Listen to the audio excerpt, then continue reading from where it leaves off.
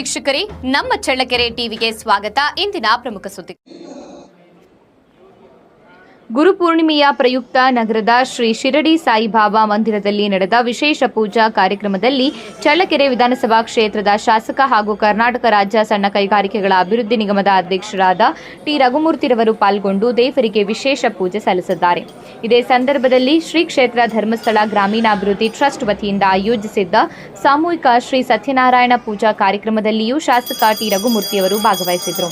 ಕಾರ್ಯಕ್ರಮದಲ್ಲಿ ಸಾಯಿಬಾಬಾ ಟ್ರಸ್ಟ್ನ ಸಂಸ್ಥಾಪಕರಾದ ಬಿಸಿ ಸಂಜೀವ್ ಮೂರ್ತಿ, ಟ್ರಸ್ಟ್ ಸದಸ್ಯರಾದ ಜಗದೀಶ್, ಹೂವಿನ ಜಗದೀಶ್, ರಾಘವೇಂದ್ರ, ಮಾಜಿ ನಗರಸಭಾ ಸದಸ್ಯ ರಮೇಶ್ ಗೌಡ, ಮುಖಂಡರಾದ ರಾಜಣ್ಣ, ನಿಂಗಪ್ಪ, ಚಿದಾನಂದಮೂರ್ತಿ ಸೇರಿದಂತೆ ಮುಖಂಡರು, ಕಾರ್ಯಕರ್ತರು, ಸಾರ್ವಜನಿಕರು, ಭಕ್ತಾದಿಗಳು ಹಾಗೂ ಟ್ರಸ್ಟ್ ಸಿಬ್ಬಂದಿ ವರ್ಗದವರು ಉಪಸ್ಥಿತರಿದ್ದರು.